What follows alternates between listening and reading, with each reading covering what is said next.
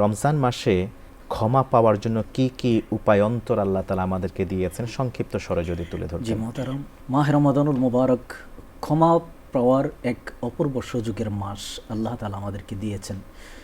যে আয়াতে কারিমা দিয়ে রমজানুল মুবারকের রোজাকে ফরজ করেছেন, কুতিবা আলাইকুমুস সিয়ামু কামা কুতিবা আলাল্লাযিনা মিন ক্বাবলিকুম লাআল্লাকুম তাত্তাকুন। এই তাত্তাকুন থেকে আমরা বুঝতে পারি এটা মূলত আল্লাহ এখানে বলেছেনই আমাদেরকে ক্ষমা করার জন্য, যাতে করে তোমরা মুত্তাকি হতে পারো, তাকওয়াবান পরহেজগার হতে পারো। দেখুন, মাহে রমজানুল মুবারকে আমরা যদি আল্লাহর ইবাদত বন্দেগী করি, আল্লাহর কাছে ক্ষমা চাই, আল্লাহ তাআলা অবশ্যই আমাদেরকে ক্ষমা করবেন।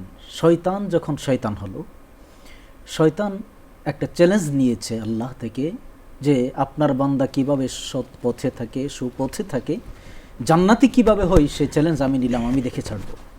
আল্লাহ তাআলাও সেদিন আমাদেরকে, শয়তানকে একটা চ্যালেঞ্জ দিলেন যে আমিও তোকে একটা চ্যালেঞ্জ দিয়ে দিলাম, আমার বান্দাকে আমি এমন সুবর্ণ সুযোগ দিব, কিছু মাস কিছু মুহূর্ত এমন দিব, যেই মাসে যেই মুহূর্তে বান্দা যখন আমার কাছে ইস্তেগফার করবে, তওবা করবে, আমি সাথে সাথে সেই বান্দার তওবাকে কবুল করে নিব। সেই জন্য যদিও আমরা গুনাহগার বান্দা, এটা আমাদের সম্মানের, আমরা গুনাহগার, কিন্তু বিষয়টা এরকম যে আল্লাহ তাআলার কাছে আমরা যখনই মাপ চাইব, ক্ষমা চাইব, ইবাদত বন্দেগীর মাধ্যমে, আপনার দান সাদাকার মাধ্যমে, যখনই আল্লাহর কাছে খালেস নিয়তে আমরা যখন তওবা করব, আল্লাহ যা করেছি ভুল করেছি, আল্লাহ কিন্তু আমাদেরকে ডাকেন ফাফিররু ইলাল্লাহ, তোমরা আল্লাহর দিকে আসো, ফিরে আসো।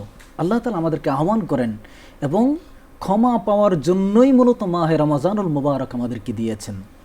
এটা আমরা যদি কাজে লাগাতে পারি তাহলেই আমরা সৌভাগ্যবান। যদি আমরা কাজে লাগাতে না পারি, আমাদের মতো হতভাগা আর কেউ নেই। সে কারণে রমাদানুল মুবারক রব্বুল আলামিন আমাদেরকে দিয়েছেন, আমরা ইবাদত বন্দেগীর মাধ্যমে যেমনইভাবে আল্লাহর নৈকট্য অর্জন করব, ঠিক ইস্তেগফারের মাধ্যমে নবী করিম সাল্লাল্লাহু আলাইহি সাল্লাম, যার জিন্দেগিতে কোনো গুনাহ ছিলেন না, তিনি পর্যন্ত প্রতিদিন 100 বার ইস্তেগফার করতেন।